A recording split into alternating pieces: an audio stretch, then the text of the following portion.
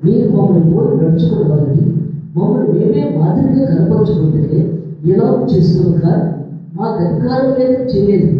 మరియు మేము వీళ్ళతో ఉన్నప్పుడు ఎవడేమో పరిచయం కలని వెళ్ళా వాడు భోజనం చేయకూడదు. మేము చెప్తున్నాడే పోడు, మీరు కష్టపడకపోతే లోకంలో కష్టపడకుండా భద్రంగా నిద్రపోతే భోజనం పెట్టడం భోజనం లేదు. అందుకే దేవుడు మాట్లాడుతున్నాడు ఇక్కడ. ఎందుకంటే నువ్వు కష్టపడే భోజనం చేయొచ్చు, నువ్వు కష్టపడలేనప్పుడు నువ్వు భోజనం చేయవలసిన లేదు అక్కడ. అందుకని వాడు లోకంలో మనం బ్రతుకుతున్నామంటే దేవుడి లోకంలో ఏ పని మీద పంపించాడు ఆ పని ద్వారా పూర్తి చేయాలి. ఆ పని ద్వారా ఈ లోకంలో కొత్తగా దేవుడి కోసం కష్టపడాలి. అందుకంటున్నాడు నీ కుటుంబం కోసం కష్టపడుతున్నావు, మరి దేవుడి కోసం కూడా మనం కష్టపడాలి. అప్పుడే దేవుడు సంతోషపడతాడు, ఆనందం